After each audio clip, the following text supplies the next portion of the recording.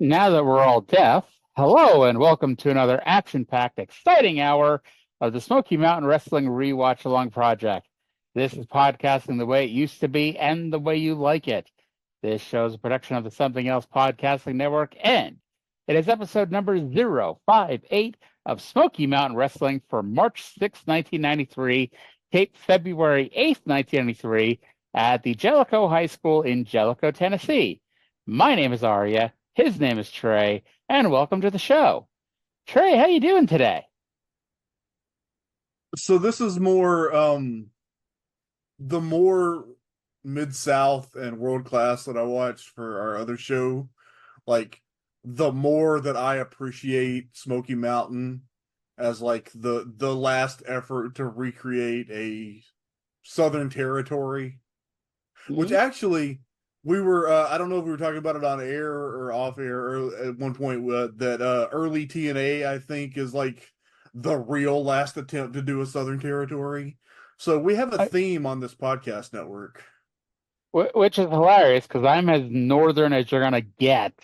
And here we are reviewing, 3 shows at the moment and 4 shows in a couple of weeks. Because, by the way, in case you don't listen to the other show, and first of all, why the fuck not? Secondly, we're starting a TNA show in 2 weeks, June 19th. It's taking over the Wednesday time slot as Mid-South and World Class moves back a day to Tuesdays. And every Wednesday, myself and the new co-host of the Something Else Podcast Network, Cindy, we'll talk about the TNA weekly pay-per-views beginning on June 19th, going all the way to September 8th, 2004. Now, by the way, as I've made sure to note, I went 2 years without one fucking co-host, and then I added 2. So what the hell was I waiting for? Who knows? But, we'll call this the new golden era of Something Else. Now that everyone is listening. Mm-hmm. My point that I was trying to get at was that this show is wrestling the way it used to be and the way I like it. Indeed.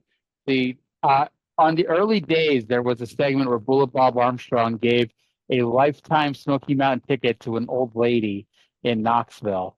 And it's amazing. Yes. It's like shit like that. You're not going to see that ever happen in modern day pro wrestling. I don't even think on a minor league level, they're not going to give an old lady a lifetime ticket. But old women and little kids are the only real wrestling fans. Yeah. Even the stunt grannies, Even the stunt grannies. How's that for pile driving Miss Daisy? Now, in case this is the first time you've ever listened to the show, first of all, there's 58 episodes. Go listen to the first 57. But what we do here is really quite simple. We watch every single episode of Smoky Mountain Wrestling, beginning with episode number 1 on February 1st, 1992. And we are going all the way live to episode number 200 on November 26th, 1995. We talk about the good, the bad, the ugly, the indifferent, the so-so, the okay, the tremendous, the wonderful, the amazing, the out of this world, the unforgettable, the stuff you've already forgotten, the just one-of-a-kind wrestling we have here. We watch some wrestling. We talk about some we talk about some angles. We listen to some interviews. And occasionally I don't fuck up my intro like this. And ultimately, we have fun for about an hour talking about some old school wrestling. Going to talk about how much I hate Tim Horner today. Well, there's a lot to hate about Tim Horner. The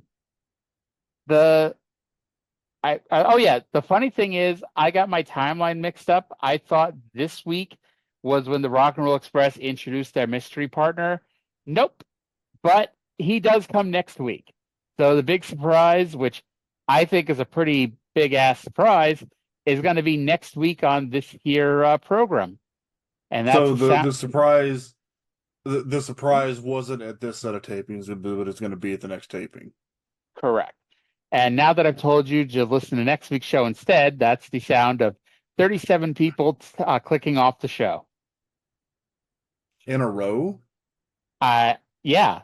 So we could sit here and talk about anything and no one will ever know because they're not going to listen to it because I just told people to listen to next week. We got to talk about fucking Tim Horner. I don't want to fuck Tim Horner. Somebody did, apparently. Pam Lawson and probably his wife because he has at least one kid. So yeah, the one that the wife was holding the baby and screaming at Cornette backstage about his money. Yes. But sadly, we have another year of Tim Horner to go before that happens. You might be able to tell just from context that earlier this week I did what I said I was going to do, and I revisited Jim Cornette's burial of Tim Horner and his explanation of what was going on with Horner during Smoky Mountain Wrestling. Mm-hmm. It is an amazing 28-minute feature. And if you're somehow listening to this show and you've never heard that, I give you permission to press pause and look that up on YouTube. It is Jim Cornette's burial of Tim Horner. And when you watch these shows, he more than deserves it. Yes. So today's big match is the Dirty White Boy defending the title against Tracy Smothers. So let's go to the intro of the show where not only Coddle and Dutch will preview everything, they're going to segue to quick promos with champion and challenger, or challenger and champion because Tracy talks first. Welcome to another exciting action-packed hour of Smoky Mountain Wrestling. Wrestling the way it used to be and the way you like it. Hi, wrestling fans. I'm Bob Caudle, along with my tag partner, Dutch Mantell, and we got a great hour in store for all you wrestling fans this week. The Stud Stable in six-man tag team action right here. We got two title matches. The TV title is going to be on the line, as well as the heavyweight title, and then Tracy Smothers is going to challenge the Dirty White Boy for that heavyweight title. What you all dressed up there for? I'm all dressed up because the fans of Smoky Mountain Wrestling are going to get a real treat today. I'm going to actually get in the ring and wrestle. I'm going to prove to everybody that not only am I the world's greatest commentator, I'm also the world's greatest wrestler. And on Down and Dirty with Dutch, I'm going to be talking to my good, close personal friends, the Stud Stable, Robert Fuller and Jimmy Golden. I don't know who I'm going to wrestle. Some guys, I don't care who it is, they're going to get annihilated. But let's talk about Beat the Champ. Okay. We're going to pull a name out of the hat like I do every week. So, hey, wait a minute. You've been doing that every week. Why don't I do that this week? You want to pull it out? Yeah, let me pull it out, okay? Let me move them around there. Let me see. Look what I got, Dutch. Tim Horner. Tim Horner, fans. That's going to be our challenge match. Did he pay you to do that? No, but I pulled it out. All right, fans, that's going to be our challenge match. Right now, let's go to the locker room to hear from the challenger and the champion in today's heavyweight match. Dirty White Boy, you cost me $5,000 and you burnt the Confederate flag. I'm fixing to show you why they call me the Wild-Eyed Southern Boy, and I'm going to take that Smoky Mountain title from you, boy.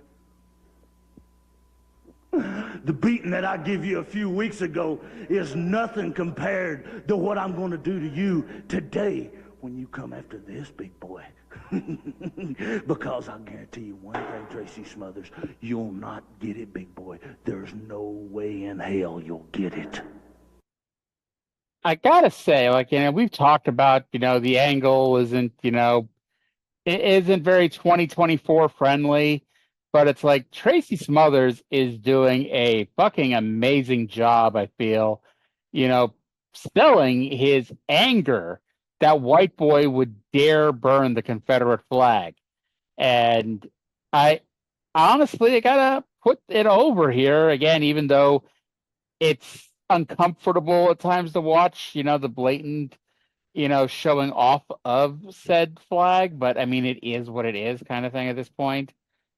And then Nightstalker is going to wrestle Trey's favorite wrestler, Tim Horner, for the Beat the Champ TV title. So I have not been into this Tracy Smothers Dirty White Boy feud for reasons. By the time the show is over, I'm going to be so into this feud. And Indeed. Aren't you happy I dragged you along kicking and screaming into this one? Oh, But it's got me now. now, by the way, so I've long since started ignoring these. But what are your thoughts on the bring Smoky Mountain Wrestling to your hometown, get the JV team some money, those ads that play 4 times every episode? I love them. Bring Smoky Mountain Wrestling to your civic group for a fundraiser. Love I, it. They're in at least twice, sometimes 3 times every episode. I love that at least they changed the commercial, because the first version of this commercial talking about the family friendly wrestling of Smoky Mountain Wrestling, they had Ivan Koloff hanging one of the Fultons, and it's like you could have hangings at your high school. And it's like, That's you just got to understand Southern families area. yes, I guess I do. At least, by the way, in TNA land, in like the 4th or 5th episode, they fucking hang Norman Smiley over the top rope. So Southern Wrestling hanging a black man in 2002. Now that I And brought, and how can anyone dare say that TNA isn't the last Southern Territory? exactly, especially when it's being half booked by Jerry Jarrett. Yeah. So, and I got to warn you, because I know sometimes these things run long, but we have Kevin Sullivan's weekly therapy session. It goes 48 seconds. So if you actually somehow hate these things, it's only 48 seconds. Let's And go if to you the. hate these, what the fuck is wrong with you? You must hate wrestling. Or Seriously. Or again, you tuned out because 10 minutes ago I told you to. Go to They're that still right. listening to Cornette, Barry Horner. There you go. So when you come back in 18 minutes, we're going to be listening to the Kevin Sullivan therapy session. Let's go to that right now.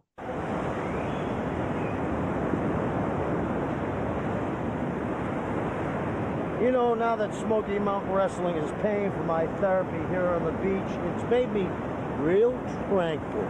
It's taken the aggressions out of me. I come down every day and feed the birdies. In fact, I've got to love the birdies. I call them by name. Oh, here's Timmy, little Timmy, and there's the Stompers. Yeah! And there's Brian Lee, and there's Satan. Come here. Come here, little birdies. I got something for you. Here you go, Timmy. Here you go, Brian. Get a little closer. Come on, birdies. Get a little closer. Get a little closer, Brian. See, I thought for a minute here we might have had to induct Kevin Sullivan into Los Ingobernables de Apone, because therapy has made him very tranquilo. But yeah, very tranquilo. But then he begins stalking the birds with his spike, which I'm not supporting animal abuse, just the idea of how preposterous that is made me laugh. Kevin Sullivan remains for another week the best person on this show. And there is a lot of competition for best person on this show. One of them is not in our first match. It is Beat the Champ TV champion, the Nightstalker, versus everyone's favorite, Tim Horner. And what a bizarre coincidence, where Horner has been wanting to wrestle Nightstalker, and suddenly here it is. This was the longest match Nightstalker has had on TV, at least, which watching this makes you understand why, because despite wrestling for about 4 years at this point, he's still really green. And it's kind of shocking, because in a month or two, he's in the WWF as Adam Bomb. And, where had he worked before this? He was actually in the AWA. Like, from what I could see, he debuted in wrestling in the AWA. That had to have been the very dying days of the AWA. Oh, yeah, 88, 89.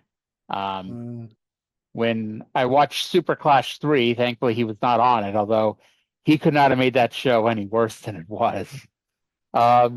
And I know he had like a brief run in WCW in like late 90, 91. So it's like he's been around a little bit. Actually, he had the worst match of the year in 1990 with Sid Vicious, which, hey, if we ever want to, that might be something for this match definitely happen. Sid Vicious versus the Nightstalker. I also had the worst match of 2001 with Kane and the Undertaker. And it's funny because it's like, yeah, Adams and Clark sucked, but it's like they were not alone in the sucking that night. I was such a big Chronic mark too. I am so happy that someone else was, because I loved Chronic when I was 15 years old. Like the marijuana references went over my head. I just I just like two big jacked up guys. I was always kind of a Bryan Adams mark, and Brian Clark, more than held his own, I thought. And Dude, I don't know. If I had a time machine and could book a card, one of the matches that I would book would be the 2000 Chronic versus 2000 Acolytes. Just the APA versus the guys that stole their gimmick. Yes, kind of. Exactly. That would have been fantastic. It's the WWF the WWF WCW Invasion pay-per-view that never happened. Oh my God! Who did they wrote Palumbo and O'Hare? Oh my God! It should have been the APA against Chronic. Yeah, like especially like that late 2000 when like the Natural Born Thrillers were all over TV. It's like, can you imagine a world where those 6 or 7 guys were going to be battling the top guys in WWF? Like, that would have been more laughable than what the Invasion really was. The thought that I've had quite a few times, for as bad as we remember the Invasion, you can always remember that it could have been worse because Triple H was injured that whole time. Oh, God, yes. I've thought that many times. And I have nightmares imagining Hunter as the head of the WWF team against the Alliance. see, I think, especially when they put Stephanie as the owner of ECW, that you could not have kept Triple H out of the Alliance. But honestly, that first month, and everyone poo-poos on it when Stephanie becomes the owner of ECW, and I'm not saying it was great, but it's like, it's so weird if you go and rewatch those Raws and SmackDowns. It's like you have Palumbo and O'Hare and Gregory Helms and like all the WCW title belts, and Scott Hudson is there, and it's like, it's just so like, wow, this like, it could have been better, but it's like, it was just so surreal to see. And it's like, yeah, it sucked. It was the WCW mid-card going after the WWF, which still drew tremendously for the first pay-per-view, which just tells you that if they had done it decently, they left a lot of money on the table during that angle.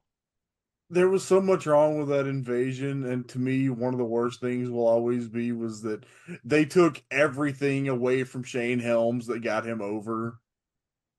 Like the name Shane, because you didn't want to confuse you didn't want to confuse him with Shane McMahon, which is the legitimate reason why they changed his name.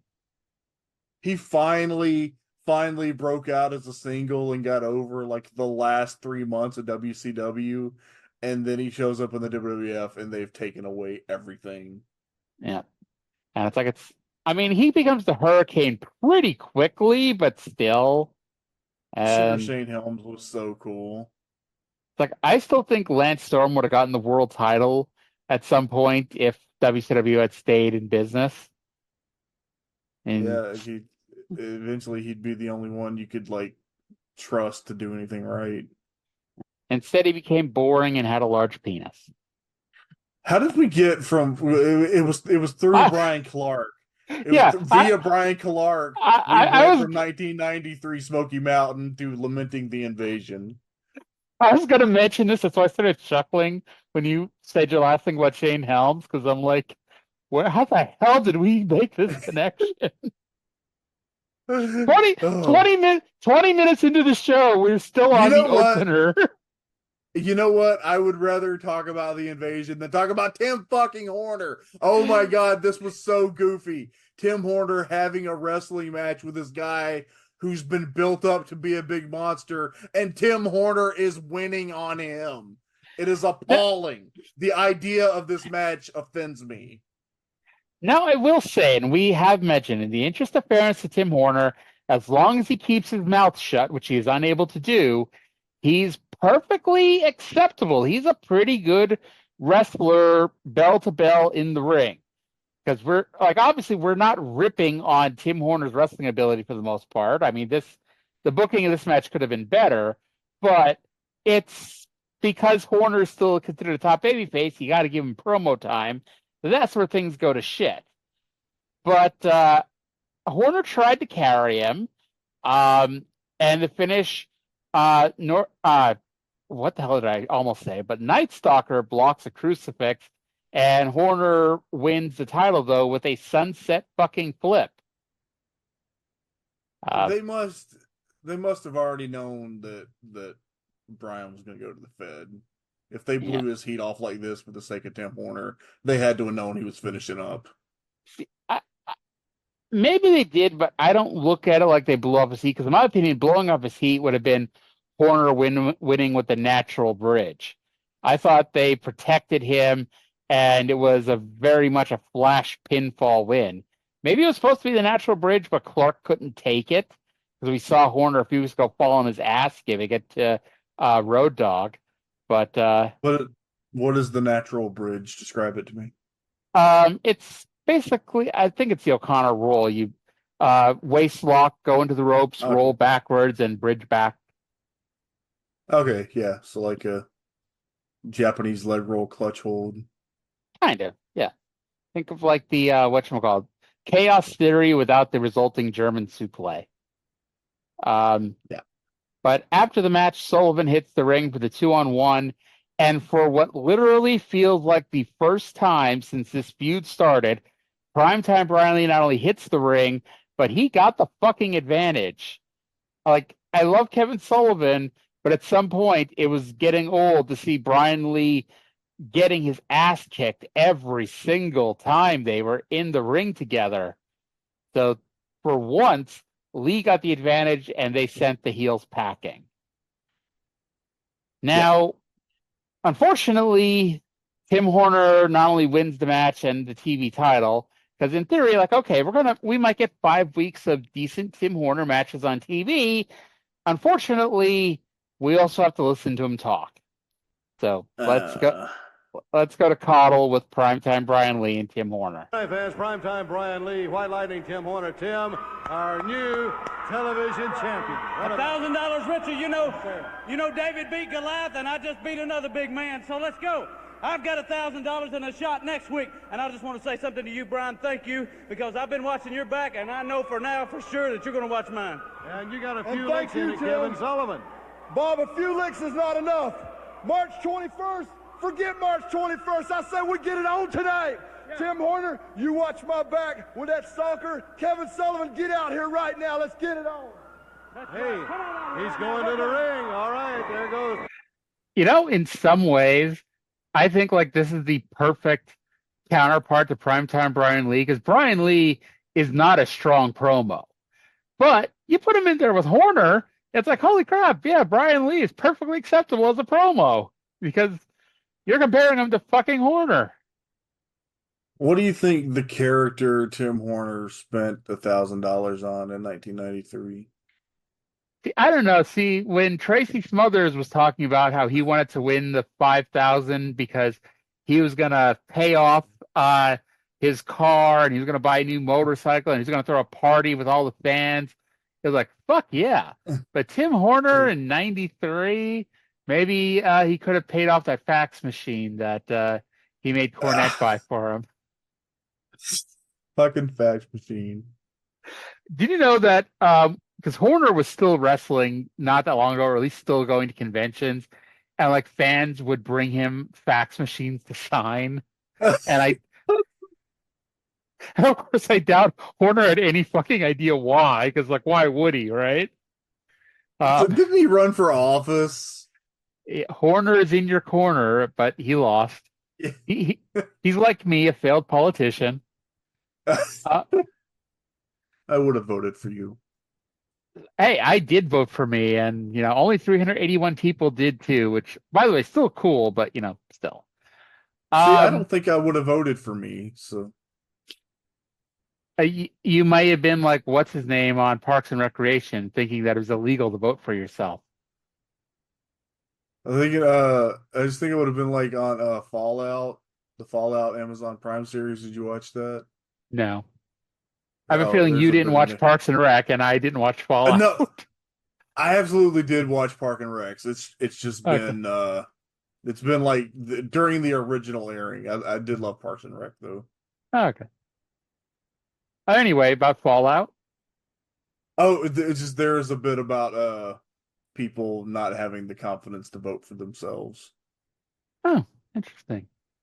Now, which sounds like a weird, like if all you know about Fallout is that it's like this post-apocalyptic dystopia that I explained that, yeah, there's something about people not having the confidence to vote for themselves. That sounds really weird out of context. Indeed. So now this is why, if we're going to go on tangents, I really should take better notes, because I had in the back of my head something to say, and I have no fucking idea what it was. And going through the notes I did take, I'm like, I got no fucking idea. So moving on, we heard Primetime Brian Lee like 20 minutes ago at this point say he wanted Kevin Sullivan now. And Sullivan and Nightstalker hit the ring with Mark Curtis, and no, Mark Curtis wasn't managing them. Instead, he called for the bell, and we had a match. Primetime Brian Lee with Tim Horner in his corner versus Kevin Sullivan and with the Nightstalker. Sullivan takes over almost immediately and busts Brian Lee wide open, because at this point, every time Brian Lee is within 20 feet of Kevin Sullivan, he has to bleed. Did he get color, or did he get his nose busted?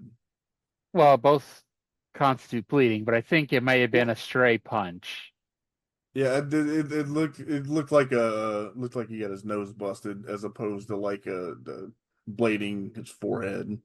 Yeah. Lee fires up. The match spills to the outside. Now, I wrote Nightstalker is there for immoral support, but technically, Nightstalker doesn't actually do anything except follow them there, and Horner just attacks him like a dick. Fucking Horner. And they fought outside of the gym, and unfortunately, this wasn't world class where it was still sunny outside. It was pitch fucking black, and they didn't really have good lights, and you really couldn't see a goddamn thing. And the match ends in a double count out. They fight near the truck, so there was a little bit of light. You could see a little bit of it. And Sullivan grabs the banister off the TV truck and goes back into the arena, but by that point the baby faces had fled. Takes the rail. He just pulls the rail from the steps off of the TV truck and carries it in. And I'm hoping he's gonna do something crazy with it. And then just the Nightstalker puts his hand over Sullivan's eyes and calms him down. And we didn't get Sullivan doing anything crazy with the piece he pulled off the TV truck. Now, it's funny because, like, if I ever were to interview people like Cornette or Russo, I would not ask them the questions that everybody would expect me to ask. I would ask things like, you guys did not own this TV truck. It was a rental. How much did you have to pay to fix the fucking banister that Kevin Sullivan ripped off? Not as much as they had to pay for the piece of shit ring truck that Horner bought. Probably not. Hopefully not, because Jesus Christ. So let's go to Bullet Bob, who is going to book the match that we know has been, in the works here for some time, but now it's becoming official. Hi, fans, with us right now here, Smoky Mountain Commissioner Bob Armstrong. Commissioner, we just saw another example of the madman, Kevin Sullivan, that's running around. This guy's like a time bomb that's set to go off somewhere. You know, Bob, it's getting hot and heavy, and you'll have to pardon me, I have to take my towel for this one. Every day we get phone calls, I mean angry calls and angry letters about Kevin Sullivan. One wrestler in particular by the name of Toni Storm keeps on and on calling, saying Kevin almost ended my career, and I can believe that. Now, next week, just to prove how wild he is, I've got a tape coming in here when he wrestled the English star Chris Adams, when he almost blinded Chris Adams. But I'll tell you, primetime Brian Lee, he's at the top spot to get at Sullivan right now. He's accepted that Russian roulette death match on the 21st in Knoxville. Now, as far as the three teams are concerned, it's getting ridiculous, and I mean out of proportion. I've got to do something about it. If the Stud Stable, the Express, Rock and Roll Express, and the Heavenly Bodies want to fight, let's let them do it. Let's let them do it at the Bluegrass Brawl, pardon me. Getting my tongue tangled up here, but I'm excited about these 9 men who are going to be in the ring at the same time. We're going to call it the Great Smoky Mountain Showdown.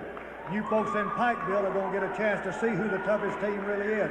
We're going to make it street fight rules, 9 men in the ring, 3 from the Stud Stable, 3 from the Heavenly Bodies, and the Rock and Roll Express has got a special mystery partner that the other teams are not going to like. You folks in Pikeville are in for a real treat because, brother, we're going to decide who's the toughest team. As one man gets eliminated, his team is gone. Till the last team, we'll see who the toughest the last team is at the Brawl in Pikeville. All right, what an event that's going to be, fans, and that's one you sure don't want to miss. We're going to be back. We'll have more. Okay. Everybody cover your ears for about 7 seconds, because I'm about to scream. Who the fuck is Toni Storm? This has been fucking going on for a month now. Tommy fucking Storm is the star of this fucking show, but not only has he never been on the show, from what I can tell, he's never going to be on the show. Just Kevin Sullivan ended his career. Actually, it's funny because he didn't, as long as this is the same Tommy Starr. But Tommy Starr, according to Cage Match, he's been wrestling since 1991. From what I can tell, I mean, it's not that Cage Match has every match in the history of wrestling, but I don't have any matches of him wrestling Kevin Sullivan. But he has a bit of a run in FMW in '93. Actually, at this point, he's in Japan for FMW and has wrestled as, among other things, Death Dealer, Death Wish, Attila the Hun, and Chuck Hogan. Could you imagine, Arya? Could you imagine, just for a second, the 1993 Atsushi Onita came into Smoky Mountain to fight Kevin Sullivan? That would be something. That's gonna go on my time machine card. But by the way, I'm looking through the history of Tommy Starr, and the best I'm finding was he wrestled 3 matches in Juggalo Championship Wrestling. Not a misspeak there. And other than FMW, that may be I don't say highlight, but I mean, that's the big thing mentioned. Although one of his last matches ever, he wrestled a 8-way match with Matt Cross, Bobby Lashley, Jimmy Wang Yang, Kevin Steen, Shane Helms. See, I'm bringing it back to what we've already talked about. Eugene and Zach Gowen. Arya, why has Matt Cross never gotten a shot in a major promotion? Well, he was on Tough Enough that time, but apparently he has no emotion. Yeah, I forgot about that. That was the Tough Enough that Austin Aries almost retired because he couldn't even get cast on Tough Enough. Then he ended up in TNA and had a really good run there, even though it's Austin Aries, and to quote Jim Cornette, he's a bit of a malcontent. But the first time that I ever heard of Matt Cross was the tag team Euthanasia in XPW when I used to read XPW results. It's funny. Dog 20 and Josh Prohibition. I was a huge ECW fan when I was a kid, but it's like something about XPW I could never watch because it just felt dirty. It's so sleazy. It's so nasty. And I didn't know that they were owned by a guy who owned a porn company. This is just me looking at the DVDs that would be at FYE. It's like, that just doesn't look like something I'd want to watch. I was just like, I was literally, we're just in the early 2000s. I would read the results, and even just reading the results, it felt sleazy. All right. By the way, 30 minutes into this podcast, we're now 19 minutes into the show. After the ranting about Tommy Starr here, I think that means the podcast is getting better, though. so do I. Just like we need to get the views. I don't know if I can just go on YouTube and refresh the page 1,000 times, but if that'll work, maybe. But anyway, next week we're going to see Kevin Sullivan try to murder Chris Adams. That is a selling point for next week's show. Okay, I was going to ask, what territory? When did this happen? Do we know? Do you know without having seen it yet? No idea. I haven't watched it yet. Okay, well, that's exciting because it's confusing because I keep my timelines, like I keep forgetting that there's a 10-year gap. So in my mind right now, Chris Adams is like just getting established as an underneath babyface in Dallas. This is brand new babyface gentleman Chris Adams, who had tea with Bill Mercer a couple of weeks ago, and now Kevin Sullivan's going to try to murder him next week. But I guess it's already happened because we're going to see video of him trying to murder Chris Adams. We need to do something with Dark Side of the Ring because I keep thinking about it, going through like all this old stuff. It keeps touching on people that have been covered on Dark Side of the Ring. Oh yeah, and it's like that. It's 5 seasons. We could really stretch that out here. By the way, so the whole point of this fucking promo, by the way, what we've been building up since before Thanksgiving Thunder. This feud has been going on since November, and we're finally getting the match that's been built up for 4 or 5 months. 3 teams, 9 men, the Stud Stable, the Heavenly Bodies, and the Rock and Roll Express with their mystery partner, which I am 99.9% sure is the absolute end of the WCW crossover. Because Watts is gone, Bischoff is in, and Corny and EB are not besties. If you would have asked me before I saw this, like, when and where was a 3 versus 3 versus 3 tag match, like, first implemented, I would have probably guessed, like, Tori Uman around 2000. No, Smoky Mountain Wrestling in 1993. Oh yeah, it is kind of amazing because like you think at this time, all you ever had were singles or tag matches or a 6-man or 8-man tag or whatever. It's like, no, this company has done multiple 4-ways. They've done, now they're doing this. It's, it's there. Like they are giving you these matches that we associate with later on.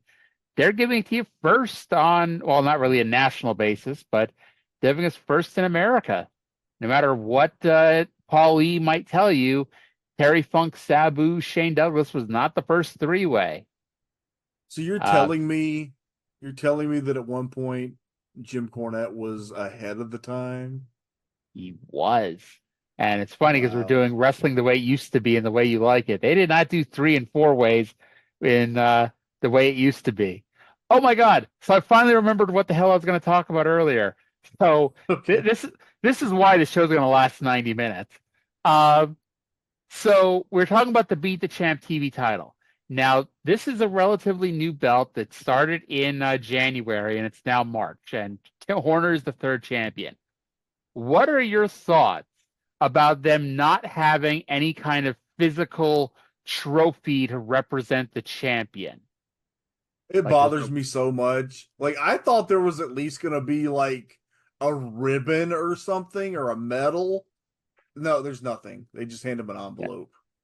Yeah, it's like, and I've mentioned this, it's like, it's just so weird because it's wrestling. So you're used to, if you won something, you have a trophy, and it's most cases a championship belt. And I get championship belts are expensive, and maybe the idea was to have an actual trophy, but it just looked a little too low rent or be too annoying to carry around to every fucking TV taping.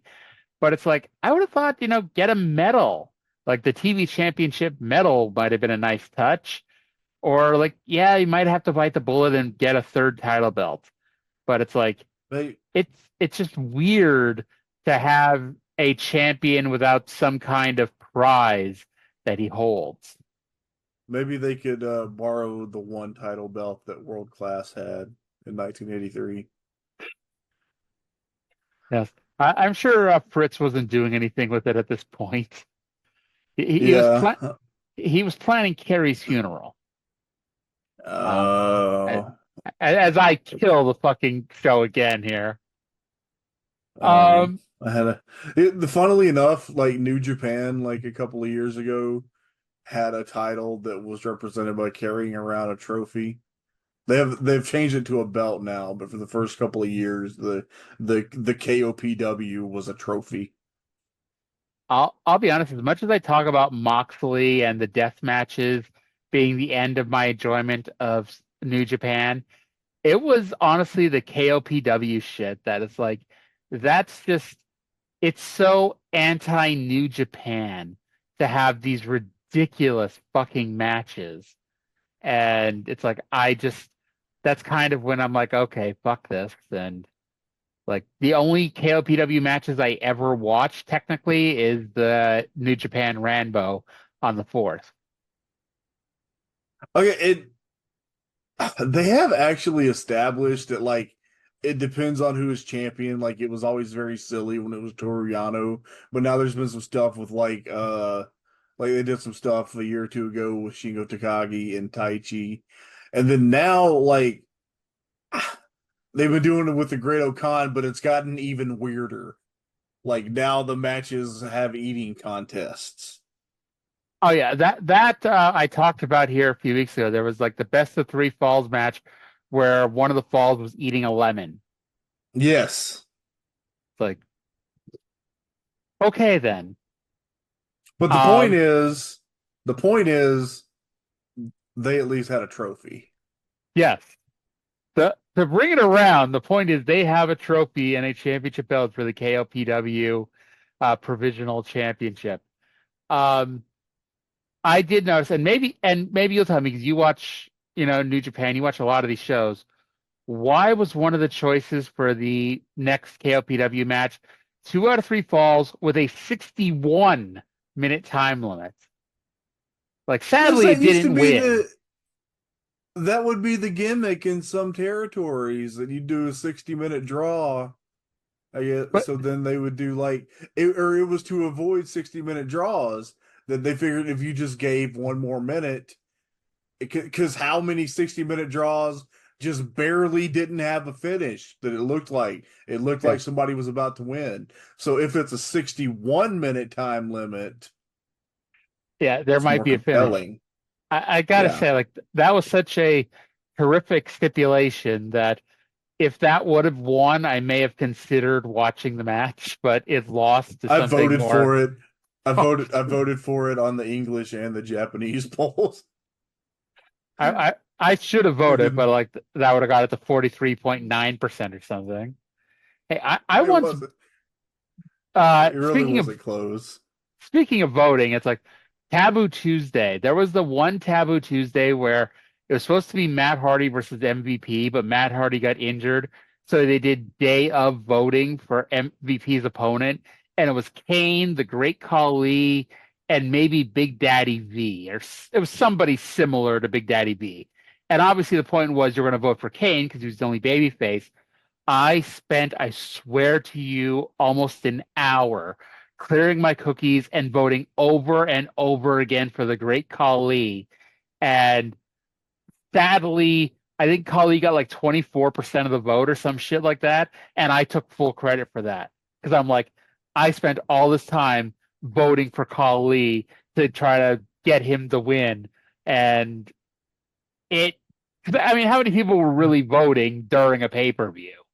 Do you remember when there was the live online voting and it was like who was going to wrestle Sin Cara? And obviously they wanted you to pick Matt Sydal or Evan Bourne. But then other way around.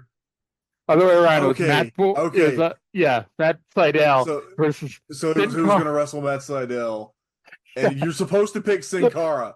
But because the votes were still coming in for people voting for Kelly Kelly to face the Divas champion, that they ended up having to do Matt Sydal against Mason Ryan, who is, if you don't know, Mason Ryan was like one of those notoriously horrible muscle heads that WWE would have around for a few months and then they disappear and you never think about it again.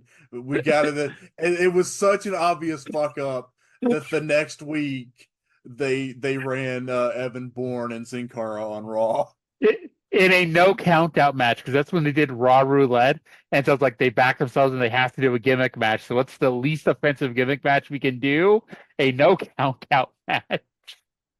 And that story, I always loved that. It's like Kelly, like they fucked up their own voting because they were doing ABC, and whatever letter Kelly was, they didn't really clear the votes out or whatever happened because they were still flooding in after they closed it.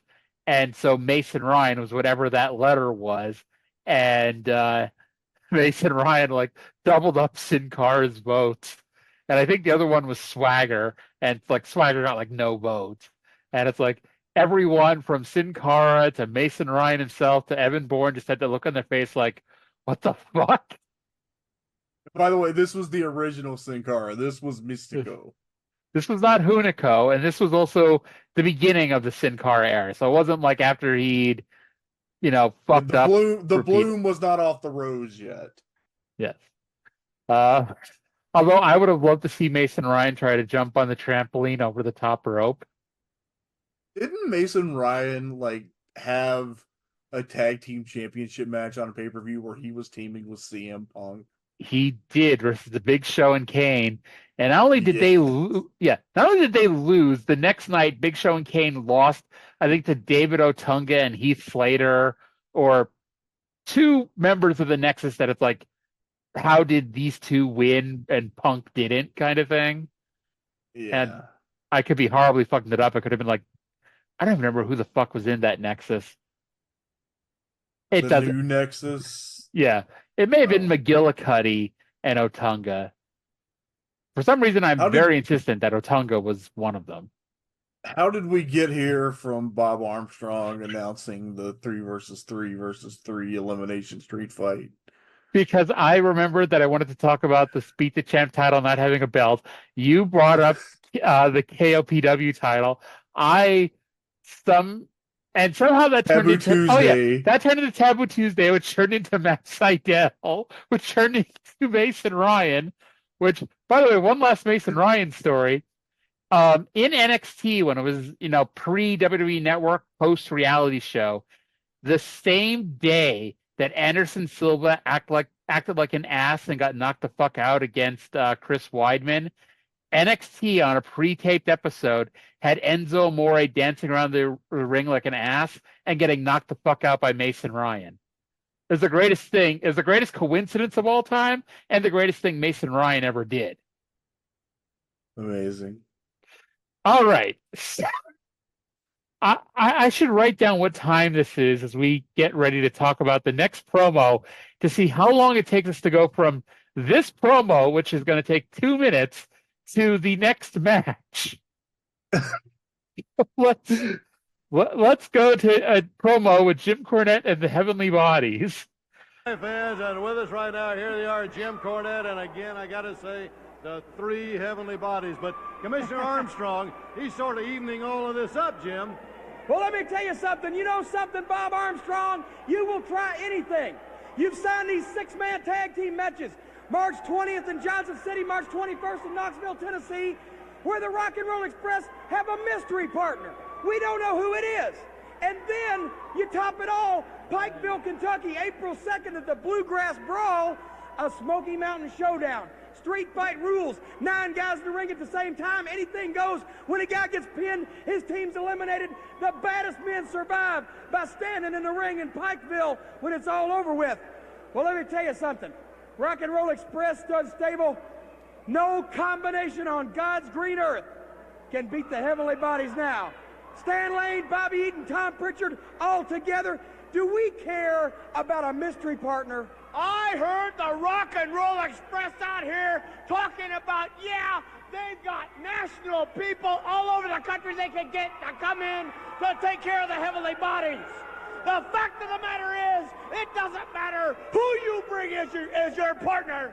You cannot defeat the heavenly bodies. And one thing, you know, I heard Ricky Morton and his dad were real close. In fact, he used to walk him to school every day. You know why? Because they were in the same grade.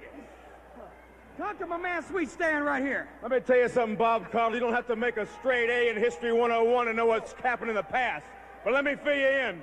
You see, we have never, ever lost a street fight. And if you don't believe me, just ask the Fantastics. Just ask the Rock and Roll Express. And now that there's not just two of us, there's three. We have beautiful Bobby. There is no way on God's green earth that we will ever, ever lose a street fight. You mark my words. All right, fans. When the dust settles, the smoke clears, and the bell rings, the heavenly bodies, brother, are stronger. Just a little longer. Yes, you may. Thank you. All right, fans, And there it there is. is no Let's go to the tension, no ring. start. Okay. This is one of those times where I'm like, when I was a kid, I was stupid. How did I not, as a kid? Maybe he didn't do it in the WWF as blatantly. How did I not realize as a kid that Dr. Tom Pritchard's promos were the most blatant Roddy Piper impression I've ever seen in my life? Oh. It's like, I hadn't thought of that. it's like all I could see when he was talking was he's doing a Roddy Piper impression. Like he's doing the voice. He's doing like the Roddy Piper stupid joke. And it's like, wow, how did I not pick up on this? I hadn't thought of that, but it perfectly makes sense. Speaking of stupid jokes, Dr. Tom using the hottest Jeff Foxworthy lines here in 1993. And hey, it was new in 1993. It was. I was there. I was in the South when Jeff Foxworthy came out in the early 90s. He was there. It was Owen. Now, Wasn't me, fucking Owen. So I thought this was a strong promo. They brought up like, hey, Smoky Mountain's only been around a year, but it has history. So we point out that the Heavenly Bodies have never lost a street fight. They've lost the title 5 times, but they've never lost a street fight. You know, they beat the Fantastics, you know, back in July in that match that I wanted to go back in time to see because they were doing all these great angles. And then when the Thanksgiving Thunder back and forth with the titles with the Rock and Roll Express, one of the matches they won was a Smoky Mountain street fight. Now, I did note at the end, it was kind of funny that Eaton grabs both title belts. And you can kind of hear him saying thank you into the microphone. But it's like, it is so sad that like the WCW thing is going to be over because they were like, it felt like they were slow building this, you know, battle where, you know, Stan Lane is going to have to pick between his two partners. And actually, spoiler alert, Stan Lane's not long for the promotion either. And it's so much lost potential. Bobby just seems like he belongs here. He's so perfect here. Oh yeah. And it's like I know again he's gone in a month, but like I would have put the fucking title on him. Have him beat White Boy.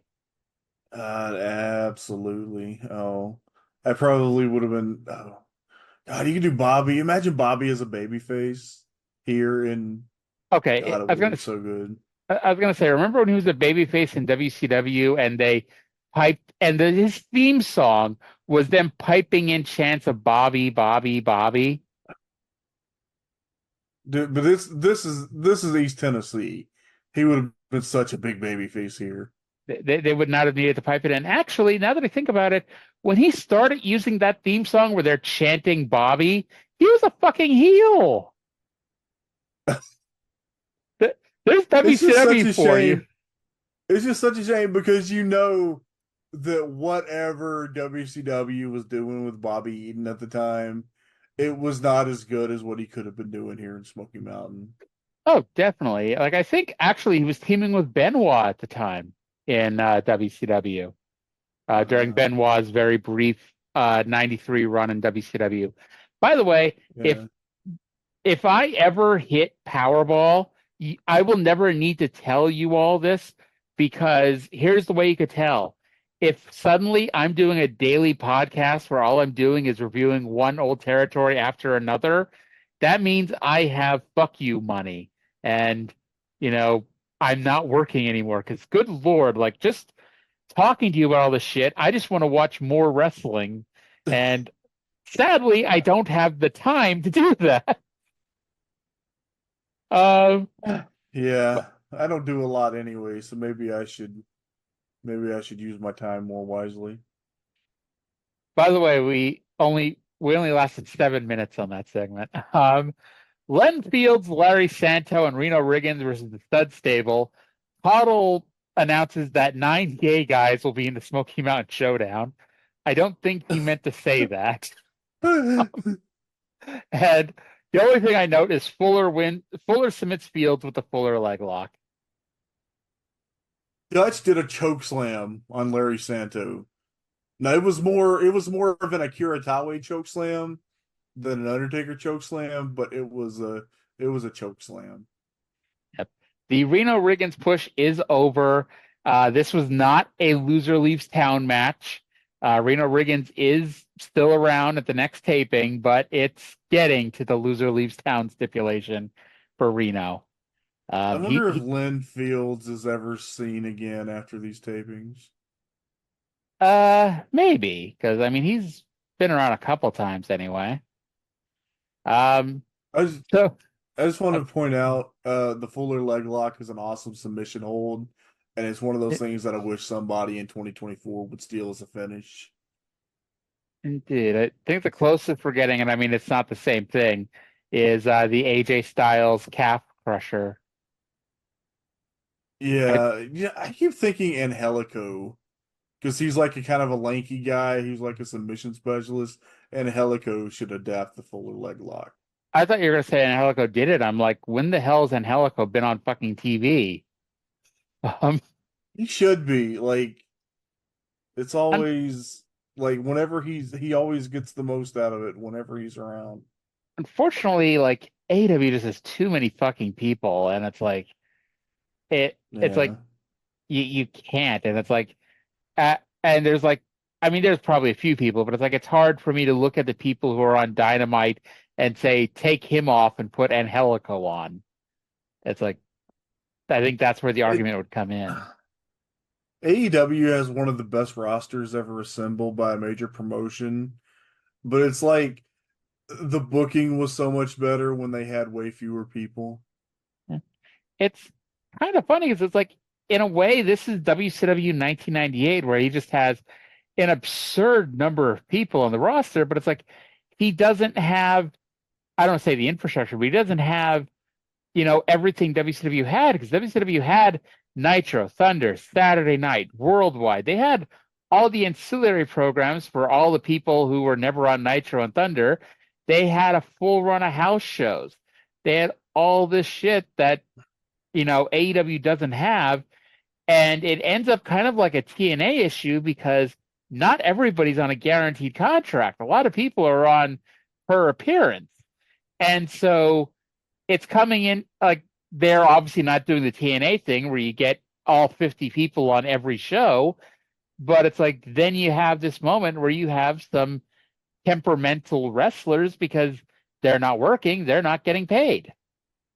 There's the problem with AEW. I think part of it, the booking was also a lot better when Dark was a thing. And if I was negotiating this TV deal, I would at least consider asking, like, hey, can we revisit that exclusivity thing in as far as, like, can I please have my two little shitty YouTube shows with, like, mid-card guys getting wins over job guys?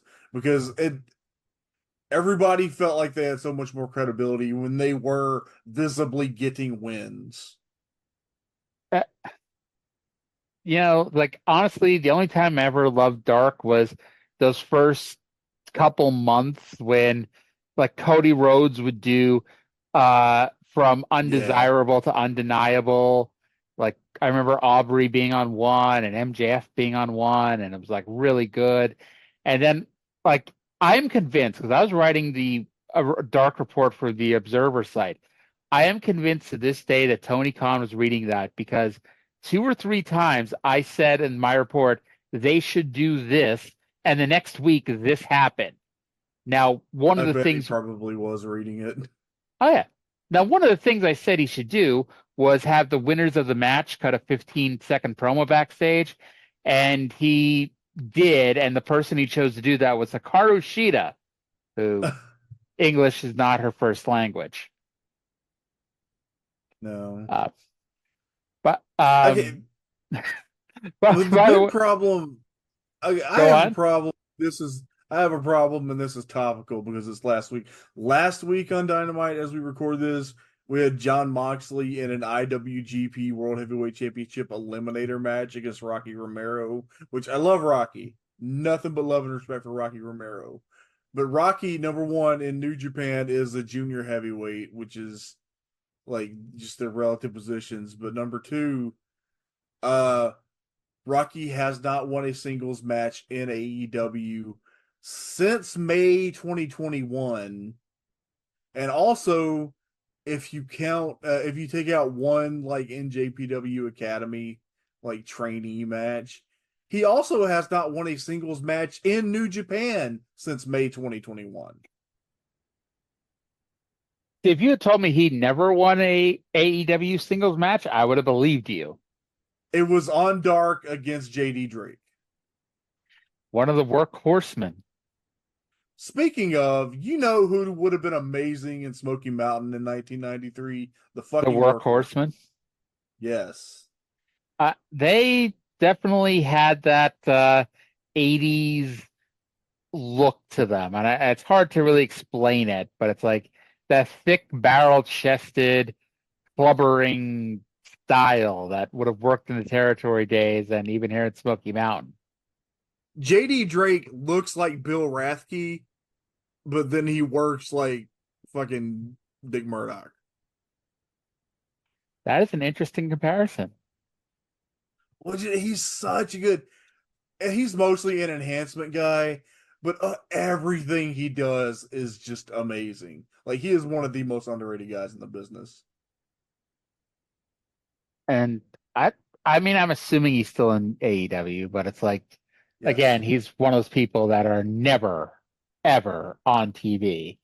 And, you know, he might be on Ring of Honor. I don't know. I don't watch Ring of Honor. But yeah, I think they're on Ring of Honor a lot. But they've been on they were on Collision last week and it was very good. The Collision where they didn't know what time the show was going to air, so it was basically AEW Dark on TNT or TBS, whatever goddamn channel it airs on. But by the way, we've been recording, our 2 shows since 8 p.m. Eastern time. It's currently 10:40 p.m. Eastern time. We're about halfway through this show. If you think I had the time and I went back and I plucked out all of our sidetracks to modern day wrestling, how long of a show do you think I could have made out of that? I think we could have gotten close to an hour. I'm gonna say again that I think the tangents make a better podcast. It does. It is awesome. And it's like, if you're listening to this show and you haven't checked out something else, it's like, yeah, the first couple of weeks, Trae and I, we were a little rough getting to know each other and each other's style. It's like, this week we're firing on all cylinders. And it's like, I don't know, if somebody spiked my iced tea or something, because all of a sudden we're just... Yeah, and to be fair, I'm in Iran, but if you have to be a huge wrestling nerd to understand like how rare it is to find somebody who can do this level of banter with you. Okay, I have to ask, did you just say you're in Iran? Yes, I did. Okay, that's from many years ago. I was a frequent listener of the MLW radio show when it was Court Bauer, Mr. St. Laurent, and Conan. Okay. And Conan was always stoned when they recorded that show, but he would just say, "I'm in Iran," and it's because like many years ago he was on a flight with the Iron Sheik, and the Iron Sheik was openly smoking marijuana, and the steward just came up to talk to him about it. He says, "No, no, is Iranian tobacco." I can totally see that happening. Um, Yes. now, did Conan tell us if Sheik was sharing his medicine or not? I bet Shiki was Shiki knew the etiquette. Yes, he was not Wendy Richter. That is a dream. That is a dream blunt rotation, man. Conan, the Iron Sheik, and Wendy Richter. and Wendy Richter. Oh yeah, Wendy Richter's still alive. I mean, she Cheeky is. Baby isn't, but Oh, Shiki Baby's no longer with us, but Wendy Richter. We are gonna get that AEW cameo sooner or later. They've built it up too much. they have. Yeah, the Toni Storm stuff. She keeps referencing Wendy Richter, so they have to do a Wendy Richter cameo at some point. I've said this before. I think she does an amazing job with the gimmick. I hate it. I hate the whole thing. It makes no sense. Like I get a lot of stuff in AEW doesn't make sense, but it's like out of the blue for no reason whatsoever. Suddenly she's a 1930s film star, and Okay, you it's like, kind of watched, like, if you watched all the TV, you saw the transition happen. You saw her lose her mind. like the Luther thing also. It's like Lance Storm came up with an idea that explained Luther suddenly being his butler because Toni Storm was doing the shoe tossing thing. They could have done the thing where Luther is just like standing off camera, not paying attention, and Tony hits him with the shoe accidentally and he gets amnesia and he's like, "Who am I?" And she's like, "Oh, you're my butler." And he's like, "Oh, okay." That's Like, excellent. I have to say, I I understand, like, whether you like or dislike that gimmick, I get it. And here's my thing. I'm in love with Mariah May. I was just about to say, And Mariah Bay is just fucking amazing. oh my Uh, god, did you see the video promo that they sent to Stardom over the weekend? no. Oh, you have got to go watch it. It is so fucking amazing. What is there's like it was like a Stardom show in Corkin Hall, and what's it, Mina Shirakawa was on like the winning team, and she's doing a whole promo thing. And the video comes up on the screen, and it is timeless Toni Storm and Mariah May, and Toni Storm challenges Mina Shirakawa to wrestle her at Forbidden Door, and just you have to watch it, but watch Mariah May's facial expression during this whole thing. It's amazing. Now, despite the fact all the things I've now said about modern day pro wrestling, I am a proud member of AEW Heels. And one of the big things, and this is not enough of a selling point because I think they should put this one out there a bit more, is every month they do a Zoom call where Amanda Huber and Aubrey, they'll interview somebody in AEW. And a few months ago, they interviewed Mariah May. And they asked us for questions. And I got my question answered because I asked Mariah, like, how did it feel, especially the first time you're coming out to Toni Storm's music, you're coming out wearing gear that's at least stylized like Toni Storm's gear. Like, how did that feel? And she mentioned how fucking nervous she was because she didn't know what the reaction would be. People thinking they were getting original Toni Storm back, and instead they're getting her. And it's like we mentioned, like she did an amazing job, and like that pop, like yeah, the initial pop may have been for, thinking it was Toni Storm, but like she earned her pop once people realized it was Mariah May. I think we went from the Fuller leg lock to Mariah May. I don't know what happened. You mentioned it's sad that Mariah May isn't. Or yeah, well, fucking A. You mentioned no one uses the Fuller leg lock. You know what? Mariah May should use the Fuller leg lock on AEW. Yes, because I mentioned AJ Styles doing the calf crusher. You mentioned Angelico, and that took us down the AEW wormhole. let me see if I can play this here. I'm not always big on playing stuff off the internet because it doesn't always load properly for me. But this is from the Stardom Twitter account because no matter what you say, I will never call it anything but Twitter. But Only keep in cops mind, call it X. but keep in mind, I once vowed repeatedly I would never call Walter anything but Walter, and that changed. But let's try here. Let's play this promo or try to with Timeless Toni Storm. Sadly, probably not introduced by Ben Mankiewicz. Hello, Stardom. This is your AEW Women's World Champion and Stardom legend, Timeless Toni Storm. Bosom. And this is my trusty protege and Stardom legend, Miss Mariah May. Mina-san! I see you've been at AEW when I've not been around, but I've been watching you. Oh, I've been watching you. You do not need to knock. You do not need to ring the doorbell, because I have opened the forbidden door, and I want you. But don't worry. Any friend of Mariah's is a friend of mine. I just want to see what kind of woman you really are. Onegaishimasu. That was great. I probably wasn't meant to think this, but Mariah May looked like a lost puppy dog. Her facial expressions through that whole thing are just amazing. But yeah, Toni Storm's gonna wrestle somebody whose name I can't pronounce. Mina Shirakawa from World Wonder Ring Stardom. Mina Shirakawa at the Forbidden Door show at the end of June in Uniondale at the Nassau Coliseum, I think. It's somewhere in Long Island. No, it is at the UBS Arena in Elmont. I thought that was the same arena.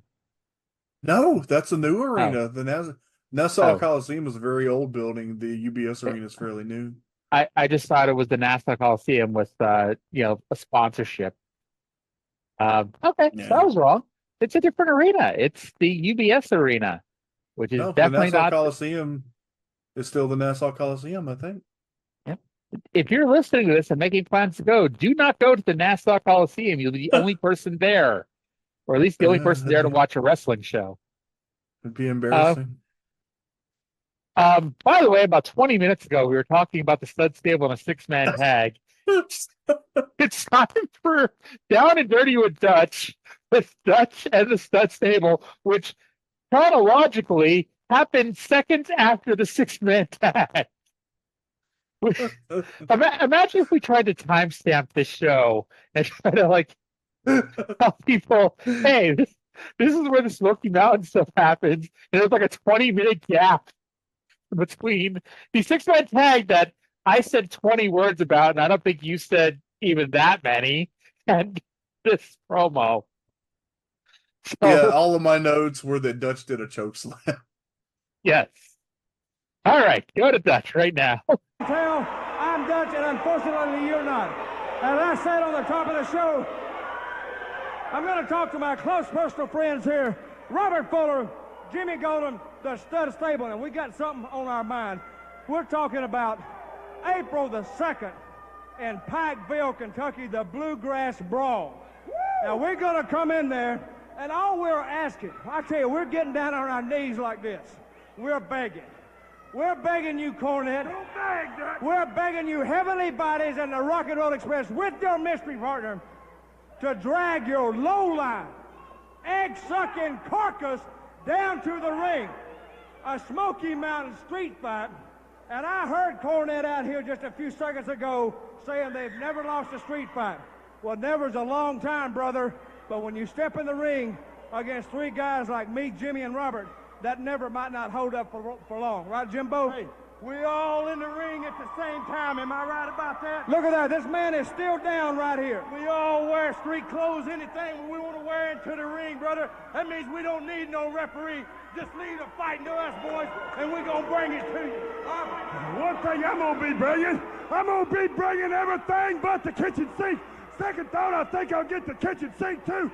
Let me tell you something, Cornet and Rock and Roll. We've been around here forever, son. We ain't had to hightail here and there to make a living because we can make it right here. Right. When it comes to street fighting, Daddy, nobody does it better than the stable.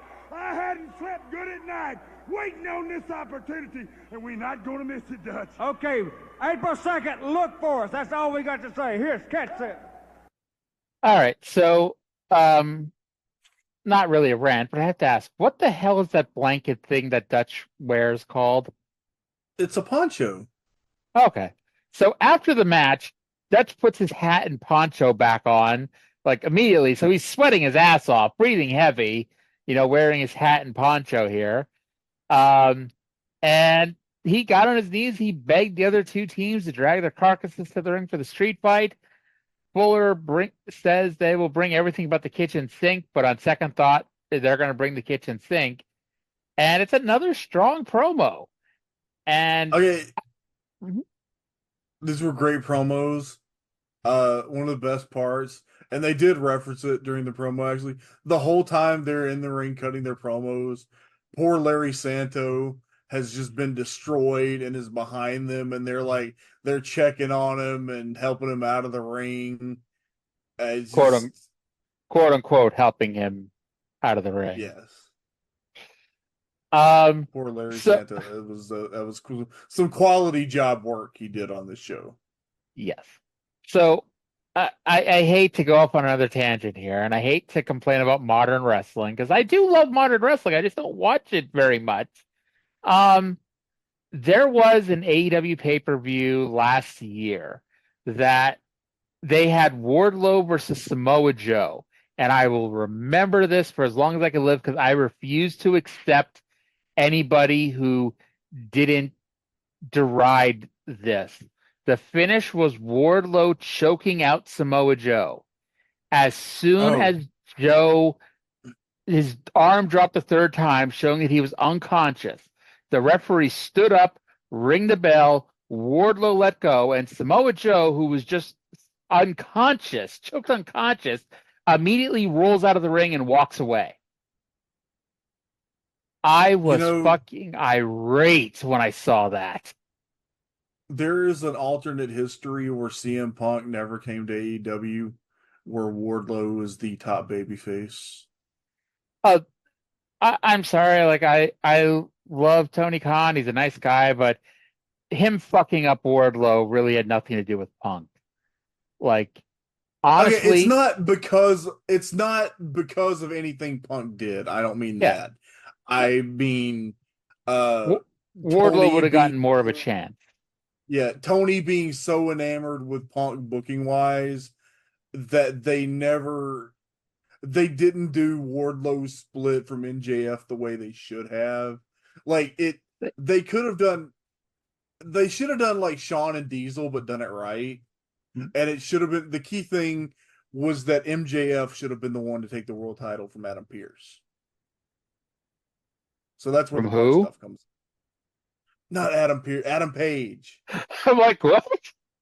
I went to 2 AEW pay-per-views in 2022. I don't remember Adam Pearce as the world champion. Not Raw general manager and multi-time NWA world champion Adam Pearce. Hangman Adam Page. MJF should have beaten Adam Page for the world title and then done the story with Wardlow. Honestly, I thought, and maybe I'd have to go back and rewatch them, but I thought they did a really good job with splitting Wardlow off until they actually did it. When they did that weird-ass Double or Nothing, and who knows if the real story of what happened with MJF is ever going to come out, but that was when the whole weekend MJF no-showed an autograph session, and that he was allegedly going to no-show the show because he was refusing to lose to Wardlow. And then he shows up, they do the match, Wardlow squashes him, and then they immediately do the pipe bomb promo with MJF. So it's like Wardlow, like he didn't get buried in that sense, but he got buried in the sense that it's like he was such an immediate afterthought when he was the fastest rising star by far. And then, like, and this is when I go, okay, like Punk getting injured fucked Wardlow, because then, if you remember, they did the Battle Royal where the winner would wrestle Moxley and then Moxley would wrestle Tanahashi for the AEW title. Yes. And Kyle O'Reilly won. That ruled. Yes. Yeah. But fucking Wardlow, who's the hottest rising star, did not care to be in the Battle Royal for a world title match. And then after that, like, you might have been able to forgive the MJF thing. You might have been able to forgive the Battle Royal thing. If we then went to something strong, do you remember what the next thing Wardlow did after that was? What? It was that fucking stupid feud with Smart Mark Sterling where they did a 20-on-1 handicap match. Oh my God, that was so fucking bad. That, by the way, Justin Roberts unintentionally fucked it up too, because he was announcing people being eliminated before they actually got pinned. Oh. And no one could keep track of what the hell was going on. And it was... I am a defender of Tony Khan as a booker, especially like during the period from like, I don't know, 2020 to 2022. And a different, but the disappointment of Wardlow is like the biggest mark against him as a booker to me. And you want to talk about something else? I know this show's going to drop Thursday. We're recording this Tuesday, so it's the day before Dynamite. Tomorrow night on Dynamite, they're doing Swerve Strickland versus Roderick Strong for the AEW World Title. Roderick Strong is part of the whatever the hell it's called, the Undisputed Era. Undisputed Kingdom. Okay, yeah. And 3 months ago, whatever it was, the storyline was Adam Cole was told Wardlow he was going to win the world title and then give it to Adam Cole. Now, Wardlow had his one match with Joe on TV. He lost, and then they teased dissension with Cole, which was then dropped. However, it's never gotten mentioned that if Roderick Strong beats Swerve Strickland tomorrow, wouldn't Adam Cole want him to hand him the title? Bro, how many fucking storylines has it like ruined that Adam Cole jumped off of that ramp in September and broke his fucking ankle? I was watching that. That has ruined so many stories. Oh yeah. I was watching that show with my friends Alana and Tim, and like as soon as Adam Cole jumped off, like I was the one that noticed. I'm like, I think he fucked his leg up because it just was not something was fucked up there. Because like that was also like because it's not like the the whatchamacallit, the mass storyline was like that great anyway. But it's like it definitely took a negative turn at that point. And then they did the pay-per-view where MJF defended the tag team titles, I think, against the fucking Righteous. Yes. And my brother loves the Righteous, and the Righteous is great. But like I like that, the Righteous. Yeah. MJF is your hottest babyface, and that's the match you have for him. And that was after they did I could be no, because it was Full Gear when Joe teamed with MJF. I forgot which one. But yeah. So MJF on pay-per-views wrestling the Righteous by himself in a handicap match. And then the month later was when he and Joe wrestled the Ass Boys, I think. Because that was when they teased that the main event of the pay-per-view was going to be Jay White versus an injured Adam Cole for MJF's world title. I was so mad. And it's funny because I mentioned on either this show or the other show that I was not a Jay White fan, but it's like I felt so fucking bad for Jay White because the only time he's ever gotten a serious push in AEW is this MJF feud, and the booking of that show, it killed the match. Because Stone Cold MJF came back, but the whole storyline just killed the whole thing. Area, you know what show I think The Righteous would have been good on? Smoky Mountain. Smoky Mountain Wrestling. Speaking of Smoky Mountain Wrestling here, 83 minutes into the show. And here are my excuses to why something else went 90 minutes is because we reviewed 2 shows. Like, that's really not the excuse this time. But I have to note something important because I looked it up because I had to know. The Days Inn in Angelico, Tennessee is still open. Nice. Any reviews about it or any star ratings? It is a 2-star hotel according to Google Maps. But if nice. if I ever have occasion to be in Angelico, Tennessee, I know where I'm gonna stay. Maybe the smell of the rats of Tracy Smothers and Dixie Dynamite. You can still smell them there. And I'm still gonna tell them that I heard about them on Smoky Mountain Wrestling. Now, are you interested in opening up a convenience store in the Smoky Mountain Marketplace? Oh, I wonder. I bet they had like some good summer sausages and stuff. Oh my God, summer sausage! I love that Lebanon bologna. It's not exactly the same exact shit, but it's pretty much the exact same shit. It's good shit. By the way, TV Smoky bumpers on this are so good. They just get old after a while because we've been watching this for 58 weeks and it's been pretty much the same bumpers the whole time. Smoky Mountain Champion Dirty White Boy with Mr. Ron Wright versus Tracy Smothers. Tracy is angrily slapping the fans' hands on the way to the ring. And I know that we have time for a long match. Well, long by 1 hour TV show standard. Tracy runs wild. They went 12 minutes and 44 seconds, and this match was awesome. Oh, yeah. Tracy runs wild with flying fists of fervent fury at the bell. He essentially controlled the first 5 minutes of the match before missing a top rope what-a maneuver, and White Boy takes over. Mr. Wright distracted the referee, so White Boy could heave Tracy over the top rope and then hit him with the championship cummerbund, which busted Tracy wide the fuck open. White Boy got busted open, but did you see where that came from? Because I missed it. I did not, but I just, my question was, how did Brian Hildebrand not see that belt shot? He wasn't supposed to. He was looking at them. Yeah. He was looking at, it's not just me. He was looking at them when it happened. Yeah. Dutch points out there's not any wrestling moves in this one, and there wasn't. It was a lot of punching. And we actually got the yay boo spot without the yay boo happening. Because they were just standing mid-ring, one slugging the other, selling it, the other slugging the other, selling it, etc. Tracy makes his comeback and hit what I called it a drop kick, but they called it a super kick. So we'll call it a half-ass super kick. And then he hits his diving back elbow from the top rope, but he could not make the cover. When in one of those moments that, again, you're supposed to forget because it never happened, Ron Wright got out of his wheelchair and slugged Tracy. Mr. Wright stood up, walked over, probably with brass knuckles, and knocked Tracy the fuck out. DWB makes the cover and is still the champion.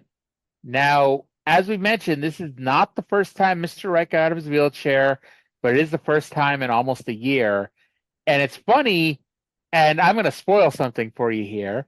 In about 6 months, the biggest pop in Smoky Mountain history is going to happen when Ron Wright gets out of his wheelchair, because they do such an amazing job of making you forget that he ever got out of it before.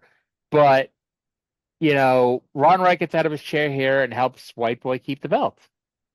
And I'm excited for that. Ron White is really great. Oh, definitely. And I'm going to see how it plays out because, there is a very, very good angle coming up that actually turns White Boy and Ron Wright babyface. And I'm curious I'm so excited. Oh, yeah. I'm curious if I'm going to have the same reaction witnessing it as I did reading about it and like listening to other people talk about it. So I'm not going to play it, but the show ends with a Tracy Smothers promo.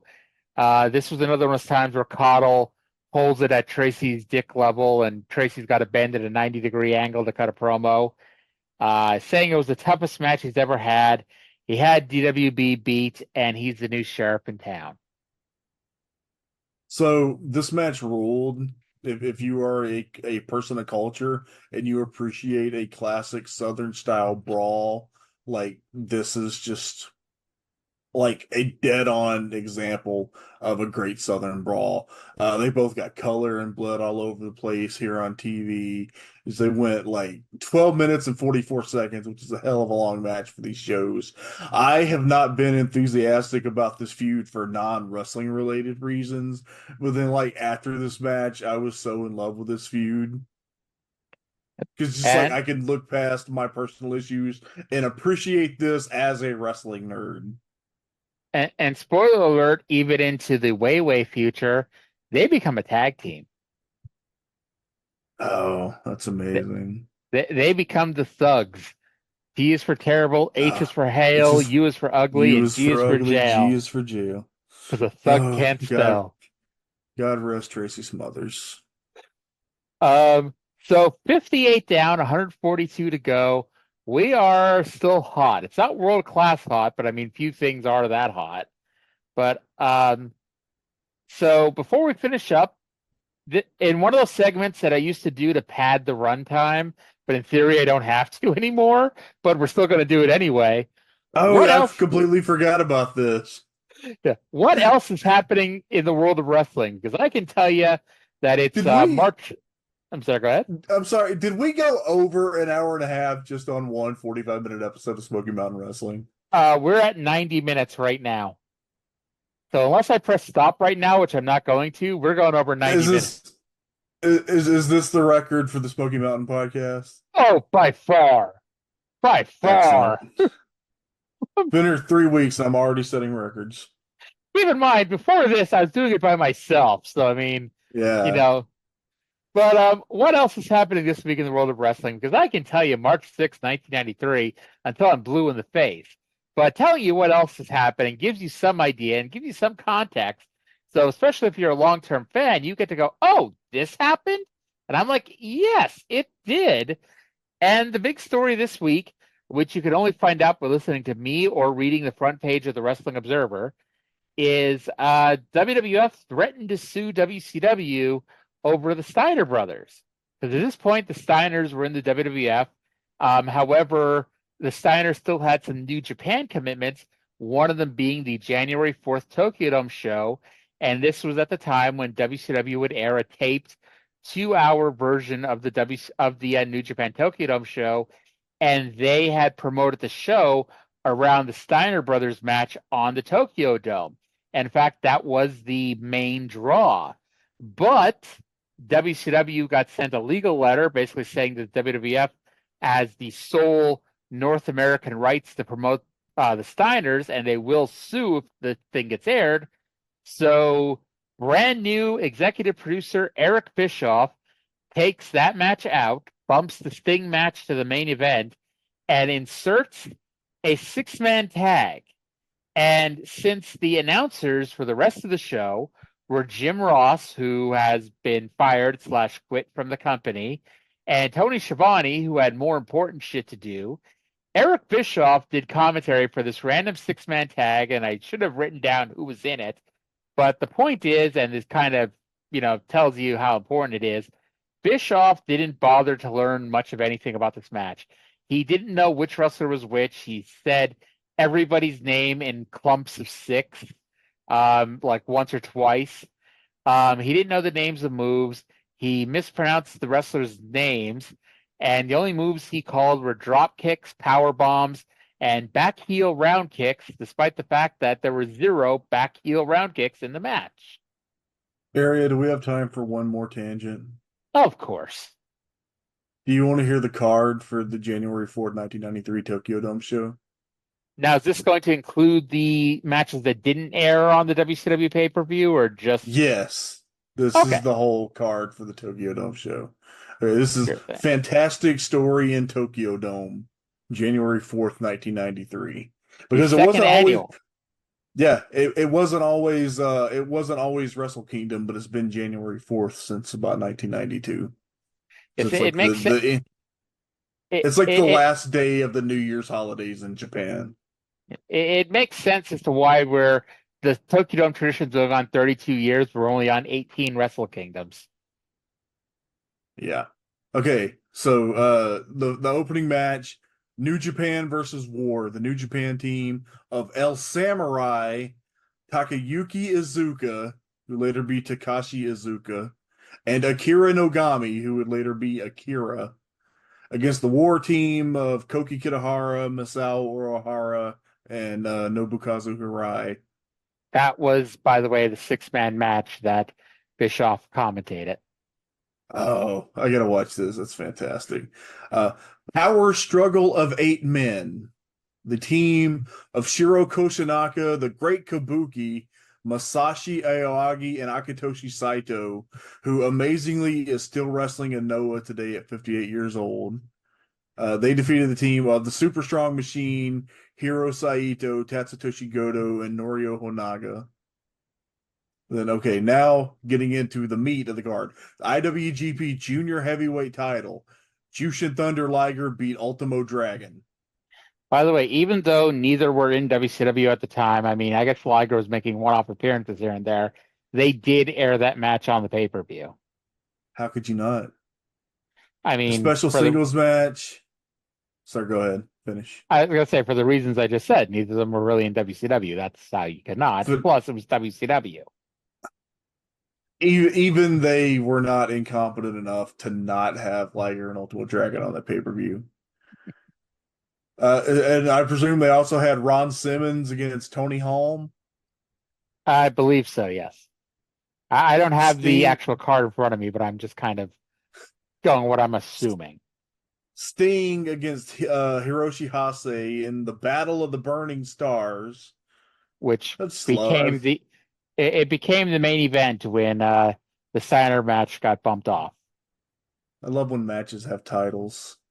Succeed to Fighting Spirit. Masa Saito, Shinya Hashimoto beat Scott Norton and Dustin Rhodes. According to the always reliable Wikipedia, that and the Simmons Halima match were on the pay-per-view. The title for title, the IWGP Heavyweight Champion, the Great Muta, beat the NWA World Heavyweight Champion Masahiro Chono. That was on the pay-per-view, and it's funny because it aired after Muta had already lost the NWA title to Barry Windham. Oh, wow. Yep. IWGP Tag Team titles, the Hellraisers went to a double count out with the Steiner Brothers. And what was supposed to be the main event, but it wasn't. And then the semi-main Super Explosion. Tatsumi Fujinami beat Takashi Ishikawa from War. And then the main event, the Climax of Wrestling. Genichiro Tenryu from War beat Riki Choshu. The Climax of Wrestling. The Climax of Wrestling was the title of that match. I have to ask, where did you get this? Because I can tell you that the always reliable Wikipedia did not label these matches that. This is on purolove.com.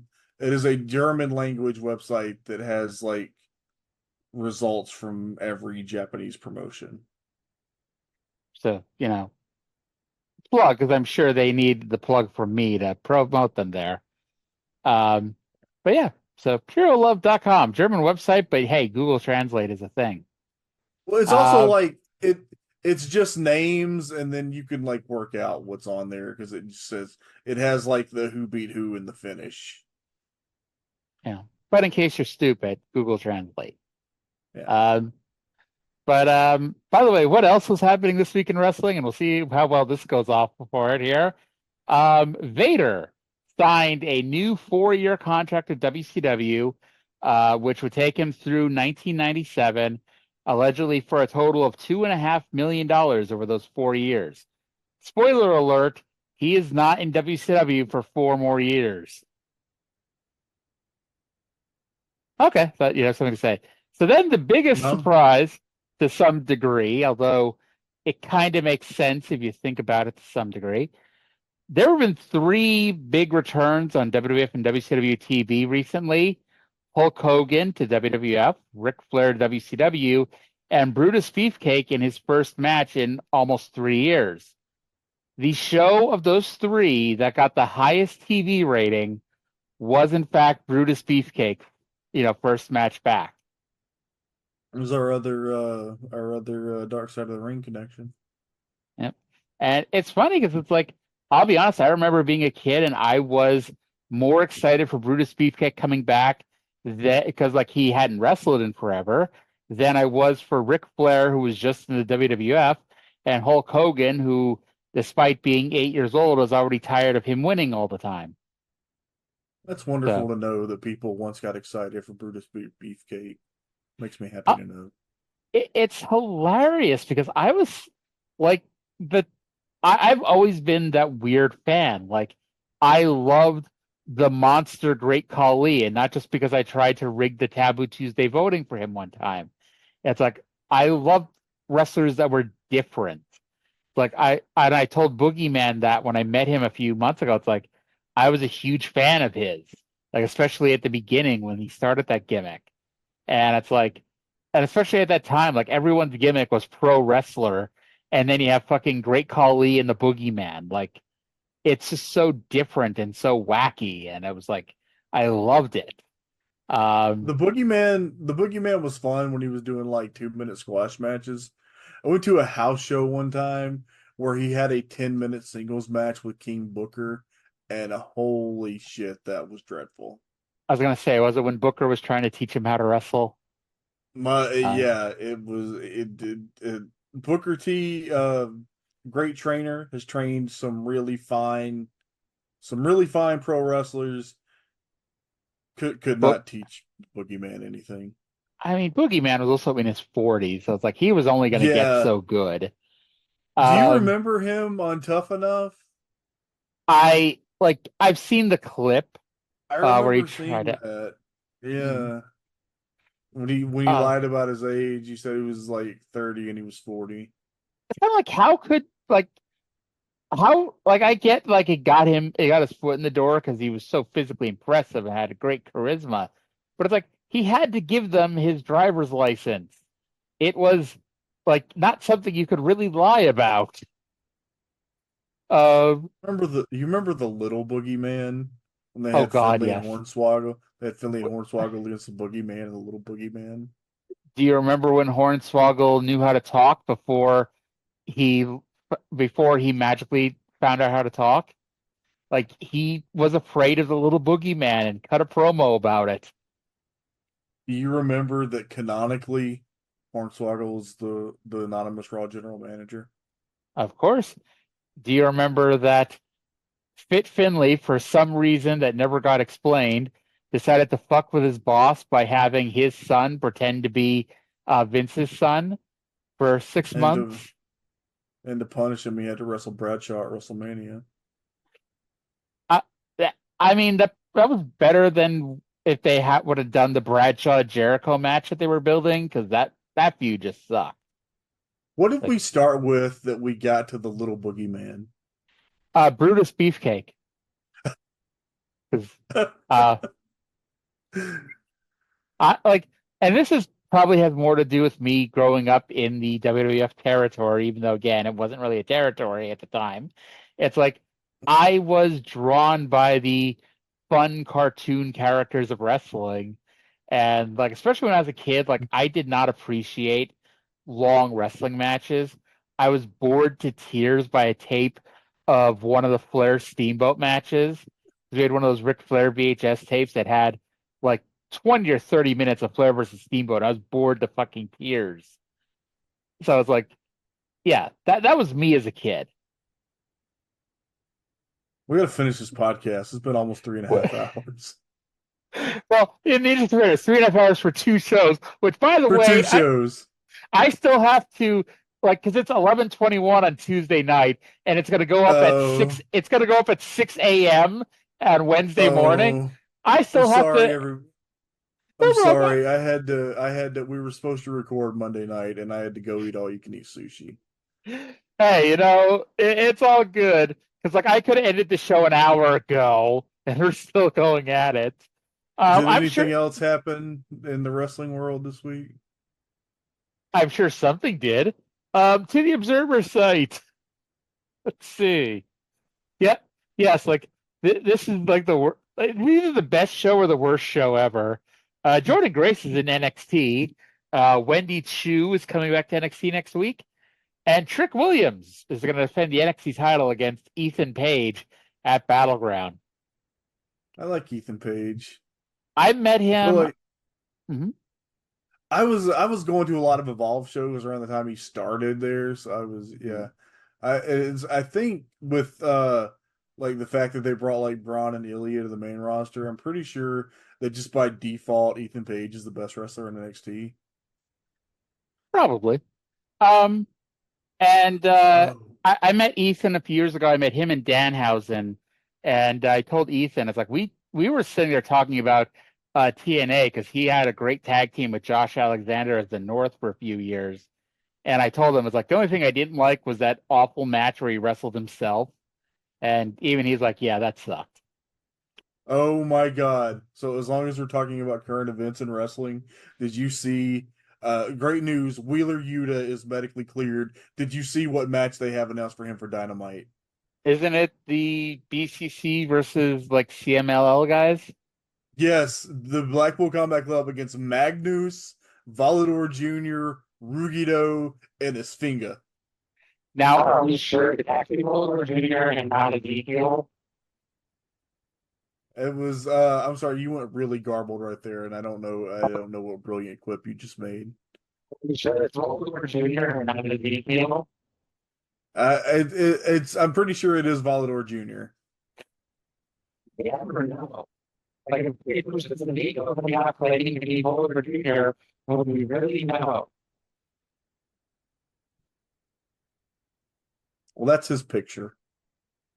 Okay. All right. So, an hour and 46 minutes later, okay, no, we go back and we're going to talk about part of the bitch about podcasts that go 2 hours. As I'm sure we'll be in 2 hours very soon. I don't know. I cannot hear for whatever reason. You're like all garbled, so I have no idea what you're saying. So it's just sign us off. It's kind of good on the end because our board is sucked in. But thank you for listening. I hope you all enjoyed this straight out of the podcast to some degree. We'll talk again in 5 minutes.